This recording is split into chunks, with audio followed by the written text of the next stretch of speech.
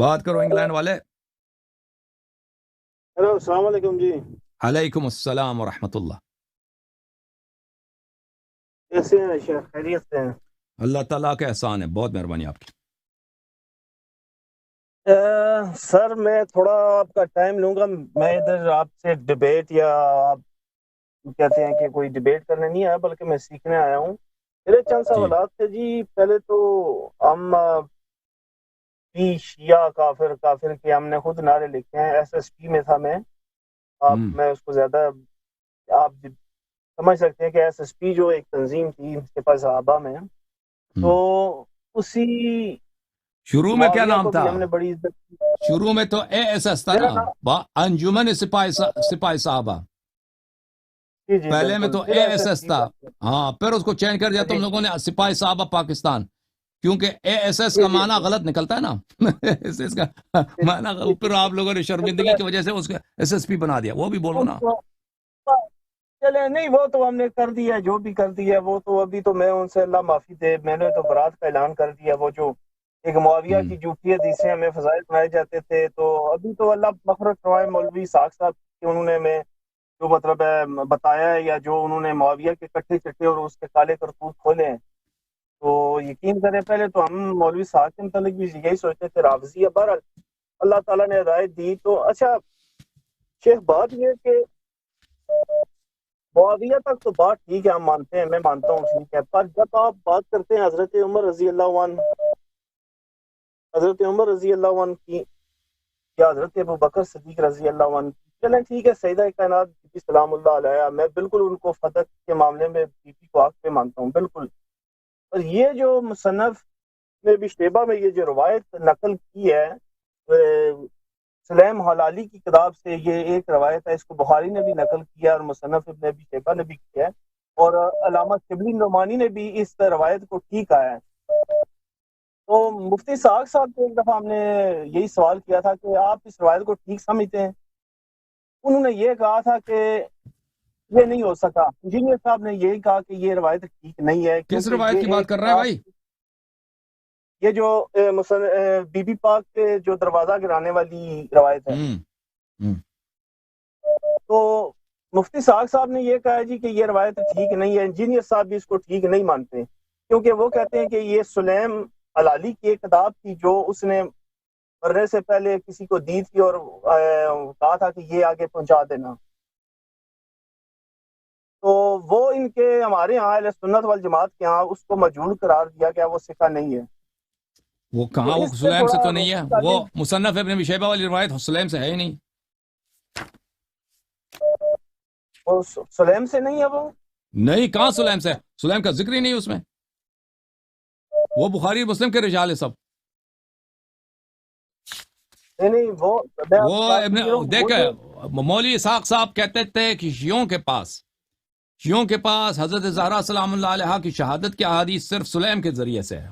وہ ایک بات بالکل ان کی غلط ہے. شیعوں کے پاس یہ حضرت زہرا سلام اللہ علیہ کی شہادت مختلف طرق سے ہے. ابھی کچھ دن پہلے ایک آدمی نے فون کیا تھا اسی پروگرام میں نے وہ بہت سارے اس کے طرق دکھا دیا. اگر آپ چاہتے ہیں میں طرق دکھا دیتا ہوں.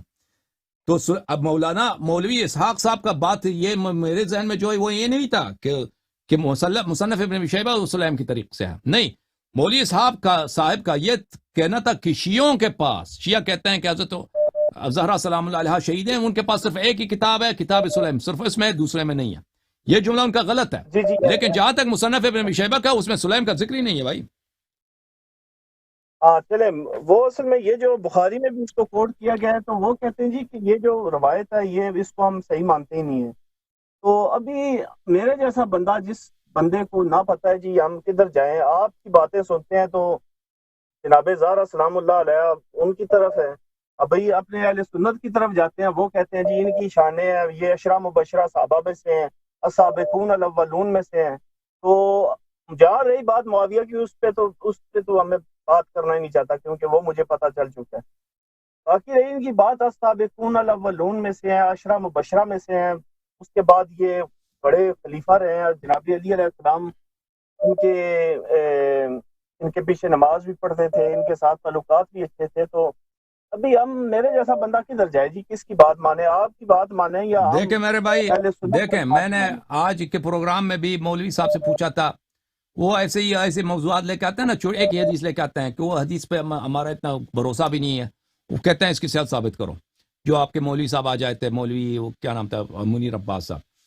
دیکھیں جو وہ تو اصل جو سن ہمارے متائن ہیں، متائنوں کو اگر ان کو اچھی طرح سے آپ سن لیں، جس طرح ہم جرح کرتے ہیں، تو اس کو اگر اچھی طرح سن لیں تو اس میں کوئی شک ہی نہیں ہے. مثلا میں ایک جرح بتاتا ہوں. رسول اللہ صلی اللہ علیہ وسلم نے ابو بکر کو اپنا خلیفہ نہیں بنایا ہے.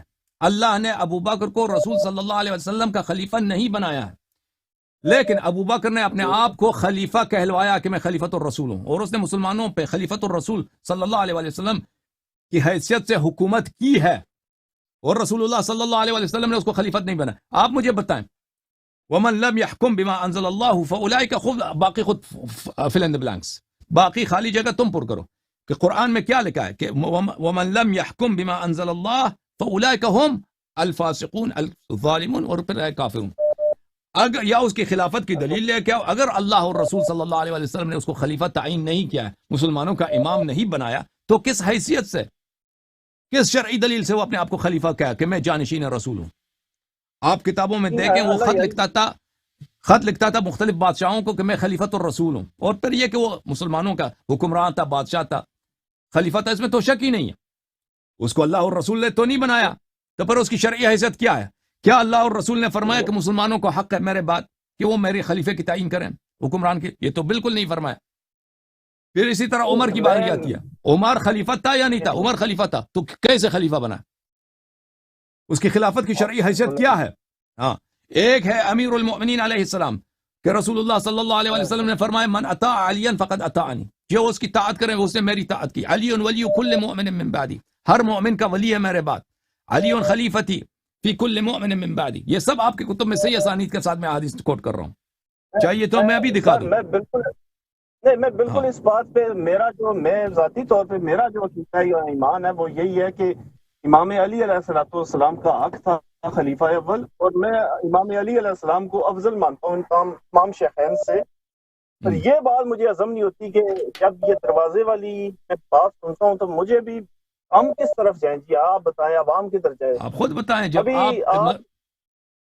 جب آپ خود کہتے ہیں مسئلہ فتح کہ میں حق اہل بیت علیہ السلام کے ساتھ تھا، تو اس کا مطلب ہی یہی ہے کہ ابو بکر نے جھوٹی حدیث گڑھی ہے. اس کا مطلب یہی ہے کہ حدیث ان معاشر الانبیاء لا نورث ما ترکنا صدقہ، کہ ہم جو پیچھے چھوڑتے ہیں یہ ارث نہیں ہوتی، یہ صدقہ ہوتا ہے، یہ جھوٹی ہے. آپ خود مجھے بتائیں کہ ایک شخص ہے جو اہل بیت علیہ السلام کا حق کہا جاتا ہے، اس کے لیے غلط حدیث گڑھتا ہے، تو آپ خود مجھے بتائیں اس کا کیا حکم ہے؟ ختم بات. وہ تو ظاہر سی بات ہے. پر یہ دروازے والی جو سیدہ سلام اللہ علیہ کے اوپر یہ جو دروازہ پھینکا گیا یا جو آپ ظلم و ستم ہوا ہے، یہ واقعی کیا حق ہے جی؟ یا ہمارے کتب میں اس کی روایات بہت زیادہ ہیں. اس کی روایت ایک دو نہیں ہے، کئی ایک روایات ہیں. میں اگر چاہیے تو میں آپ کو دکھا دیتا، ابھی چاہیے ابھی دکھا دیتا ہوں، ٹھیک ہے نا؟ اس میں کچھ 5-10 منٹ لگیں گے، میں مختلف احادیث آپ کو دکھاؤں گا، چاہیے تو میں دکھا دیتا ہوں.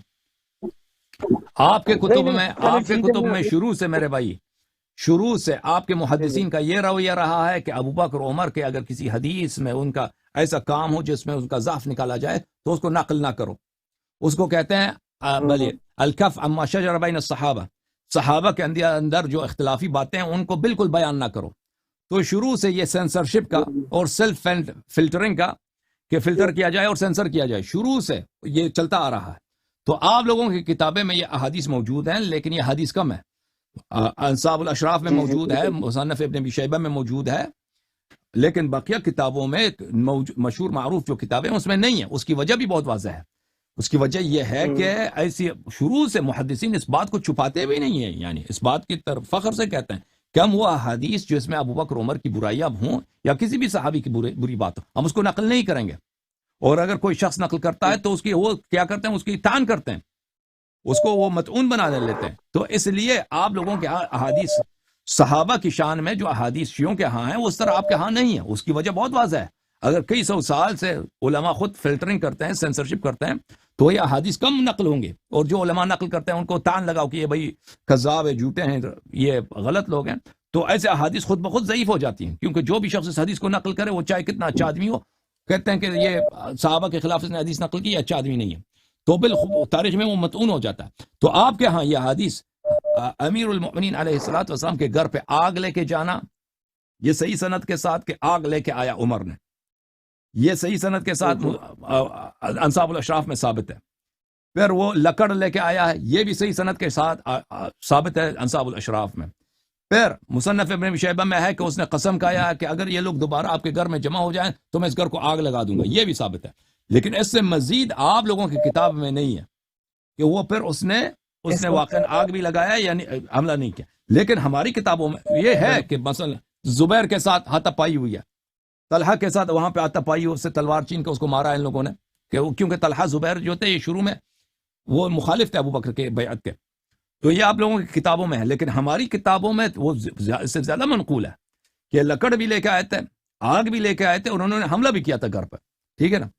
اور پھر اس کے علاوہ ابو بکر کی بھی وہ حدیث صحیح سند کے ساتھ کئی کتب میں موجود ہے کہ اس نے کہا کہ مرتے وقت اس نے کہا کہ میری ایک تمنا ہے، میرے کئی تمنا، ایک تمنا یہی ہے کہ میں حضرت زہرا سلام اللہ علیہا کے گھر پہ کہ گھر کو میں مکشوف نہ کرتا، بے پردہ نہ کرتا۔ تو اس سے مراد بھی وہی ہے کہ اس نے کس لیے مکشوف کیا ہے، مکشوف سے مراد یہی کہ لوگوں نے حملہ کیا تھا۔ وَإِنْ أَغْلَقُوا عَلَيَّ الْحَرْبَ، اس میں یہ بھی ہے کہ میں یا لیتنی لم اکشف بیت فاطمہ علیہ السلام وَإِنْ أَغْلَقُوا عَلَيَّ الْحَرْبَ، اگر وہ اپنے گھر میں میرے خلاف جنگ کی تیاری بھی کر رہے ہوتے تو کاش میں ان کے گھر پہ حملہ نہ کرتا۔ یہ اس کے صریح الفاظ ہیں۔ یہ المختارہ ضیاء مقدسی کی جو کتاب ہے الاحادیث المختارہ، اس میں اس نے سب احادیث، صحیح احادیث جمع کی ہے، اس نے اس حدیث کو لایا ہے۔ اور ضیاء مقدسی جو بہت بلند پائے کے محدث ہے، اس حدیث کے آخر میں کہتے ہیں یہ حدیث کی سند حسن ہے، حسن ہے، ابو بکر کہنا الفاظ ہیں، ٹھیک ہے نا بھائی۔ اب اگر مزید اس کے متعلق چاہیے تو جی ہاں تاریخ، اب میں آپ کو کہہ دوں، میں آپ کو ایک مثال دے دیتا ہوں۔ حضرت موسیٰ علیہ السلام پہاڑی پہ گئے نا، اس کے سب صحابہ سوائے کچھ کے انہوں نے بچڑے کی عبادت کیا، حالانکہ انہوں نے کتنے معجزات دیکھے۔ یہ وہی بنی اسرائیل تھے جن کے لیے آسمان سے وَظَلَّلْنَا عَلَيْكُمُ الْغَمَامَ وَأَنزَلْنَا عَلَيْكُمُ الْمَنَّ وَالسَّلْوَىٰ، ان کے لیے آسمان سے دسترخوان نازل ہوتے تھے، روسٹ پرندہ من و سلوا، روسٹ پرندہ ان کے کھانے کے لیے، زور شام کے کھانے اور لنچ اور ڈنر کے لیے ان کا آسمان سے آتا تھا، یہ چلتے تھے تو ان پہ سایہ ہوتا تھا۔ انہوں نے حضرت موسیٰ علیہ السلام کو دیکھا کہ اس کے کتنے موجے، انہوں نے لاٹھی ڈالا ہے تو لاٹھی نے سارے بہت اژدہا بن گیا ہے، اور فرعون کے معجزے کو انہوں نے کھا لیا ہے۔ تو یہ تو سب ثابت ہے۔ اس کے باوجود یہ صحابہ انہوں نے کیسے انہوں نے ایسے جس چیز کام کا کوئی فائدہ ہی نہیں ہے، وہ کیا وہ سب بھی صحابہ سب بھی سید ہیں، سب یعنی بنی اسرائیل میں سے فرزندان ابراہیم علیہ السلام ہیں، سب سے اعلیٰ نسل اس زمانے میں کس کا تھا؟ بنی اسرائیل کا تھا اس زمانے میں، سب سے اعلیٰ نسل دنیا میں، سب پیغمبر زادے بنی اسرائیل۔ انہوں نے بچڑے کی عبادت کی ہے، بچڑے کے سامنے انہوں نے نماز جماعت بنائی، سجدے کیے ہیں، سجدہ کیا بچڑے کے سامنے۔ ہاں تو یہ کہ غلطی ان کی بہت بڑی ہے۔ قرآن لیکن ہم کیا کہتے ہیں کہ اس کو ماننا بہت مشکل ہے، لیکن قرآن کی آیت ہے۔ مزید کچھ بولے بھائی صاحب؟ اچھا سر، ایک ناسبی سے میری کل پرسوں بات ہو رہی تھی، تو اس نے مجھے ایک بیار الانوار میں سے والیوم 43 پیج 78 میں ایک مجھے اس نے حوالہ دیا ہے، میں وہ الفاظ اپنی زبان پہ نہیں لا سکتا، تو یہ اس کے متعلق اگر آپ یہ مجھے چیک کر کے دیں کہ واقعی بیار الانوار والیوم 43 جلد نمبر 45 اور پیج نمبر 78 جو ہے، اس کے متعلق اگر آپ تھوڑا جی میں دیکھ لیتا ہوں کہ اس میں کیا بھی دیکھتا ہوں، میں بھی دیکھ لیتا ہوں۔ اور ایک اصول کافی جلد نمبر 5 میں سے ہے، صفحہ نمبر 207۔ یہ مثلا ایسی باتیں ہیں کہ میں زبان پر نہیں لانا چاہتا، کافی معاذ اللہ۔ دیکھیں جلد نمبر 43 صفحہ نمبر 78 میں آپ کو دکھا دیتا ہوں۔ یہ عزیز و بحار الانوار ہے، جلد نمبر 43، دار حیات تراث العربی جلد 43، اس میں صفحہ نمبر 78 آپ کو لے کے چلتے ہیں، صفحہ نمبر 78۔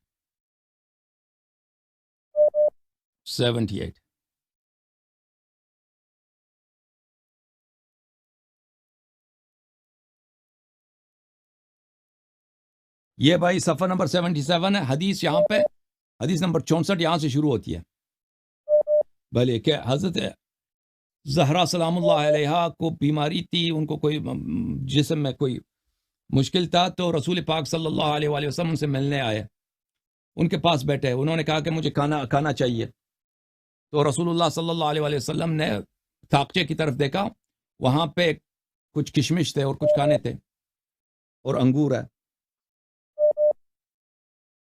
اور فوضع بین یدی فاطمہ، اس کو حضرت زہرا سلام اللہ علیہ کے سامنے رکھا، فوضع رسول اللہ صلی اللہ علیہ وآلہ وسلم یدہ فی الطبق وسم اللہ، رسول پاک صلی اللہ علیہ وآلہ وسلم اپنا ہاتھ اس ظرف میں رکھا اور انہوں نے بسم اللہ کہا، وقال کلوا بسم اللہ، اور پھر فرمایا کہ اس میں سے کھا لیں، اللہ کے نام لے کے کھا لیں، فاکلت فاطمۃ ورسول اللہ صلی اللہ علیہ وآلہ وسلم وعلی والحسن والحسین علیہم السلام، ان سب لوگوں نے اس سے کھانا شروع کیا ہے، فاطمہ سلام اللہ علیہ، رسول اللہ، علی، حسن، حسین، یہ صفحہ نمبر 78 ہے بھائی، یہ دیکھ لو اچھی طرح سے، صفحہ نمبر 78، صفحہ نمبر 78 جلد نمبر 43، کوئی اور چیز نہیں پڑھا میں۔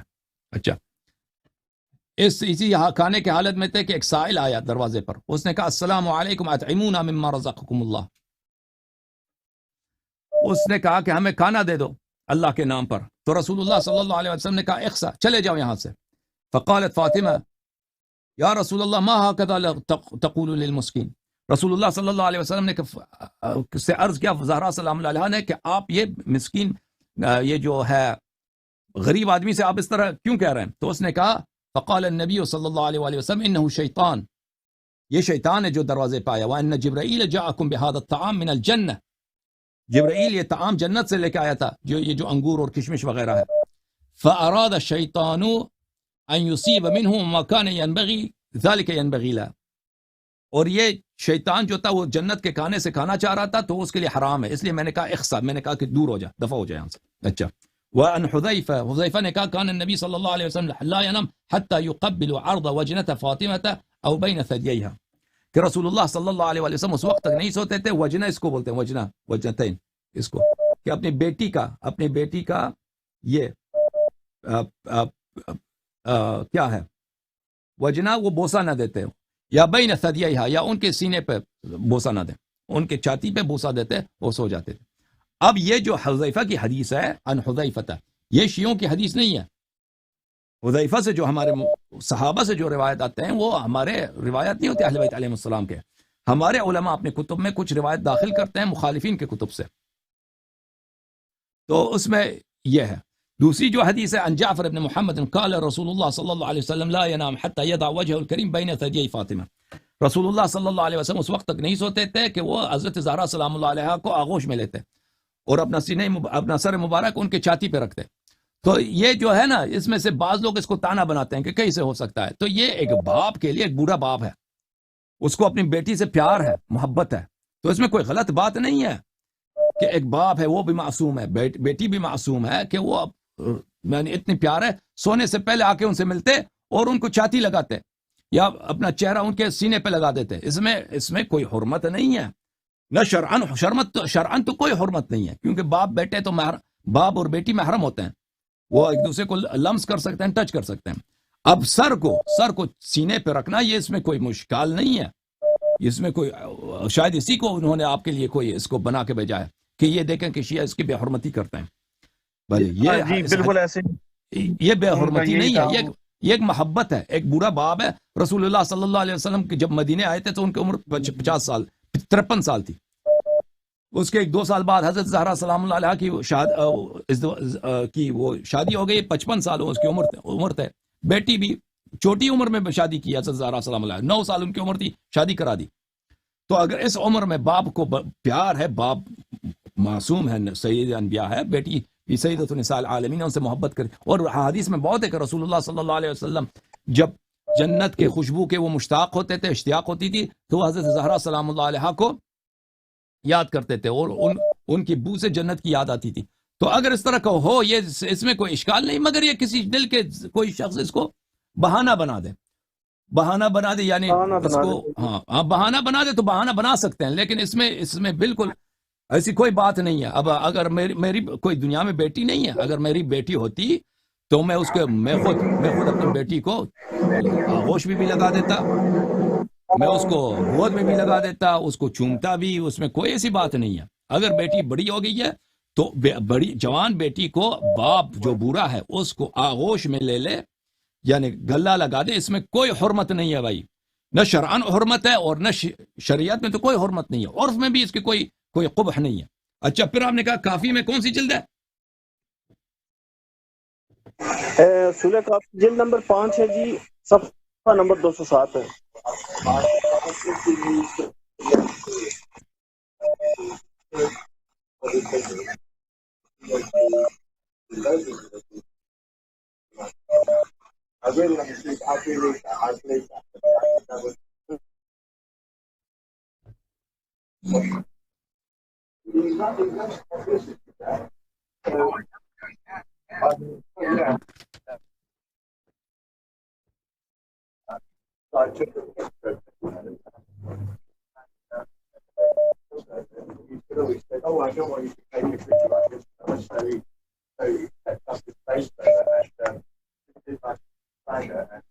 یہ جلد نمبر 5 ہے، صفحہ نمبر 260، کتاب اصول کافی، فروع الکافی۔ جی جی، الفروع من اصول الکافی، کافی ہے بالکل۔ اصول کافی نہیں، فروع کافی، اصول کافی جلد نمبر 1 اور 2 ہے، اس میں 5 نہیں۔ یہ فروع کافی جلد نمبر 5 ہے، صفحہ نمبر 260، کتاب المعیشہ، صفحہ نمبر 260۔ اس میں جو ہے نا فضل الزراعہ، یہ کھیتی باڑی کے جو فضائل ہیں، کہ اللہ تعالیٰ نے ان اللہ اختار لانبیاء الحرث والزرع، اللہ تعالیٰ نے زراعت کو، کھیتی باڑی کو اپنے انبیاء کے لیے انتخاب کیا ہے، کہ لا یکرہوا شیئا من قطر السماء، تاکہ ان کو آسمان سے جو بھی نازل آتا ہے ان کو وہ برا نہ لگے۔ اس طرح کیا حدیث ہے، اس میں کوئی ایسی چیز نہیں ہے۔ نہیں پھر ٹھیک ہے سر، پھر اس نے غلط بیانی کی ہے اس بندے نے میرے ساتھ بہت بڑی، کیونکہ جو مجھے بھیجا گیا ہے اصول کافی جلد نمبر 5 ہے، تو آپ کہہ رہے ہیں یہ تو جلد نمبر 5 تو آئے نہیں اصول کافی میں، تو پھر اصول کافی میں جلد 5 نہیں ہے بھائی، کسی بھی چھاپ میں دنیا میں جتنے چھاپے گئے ہیں اصول کافی، اس میں جلد 5 نہیں ہے، جلد 1 2 ہے، 5 نہیں ہے، وہ جلد نمبر 5 پھر وہ فروع کافی بن جاتا ہے۔ اچھا، میرا ایک آخری سوال ہے جی کہ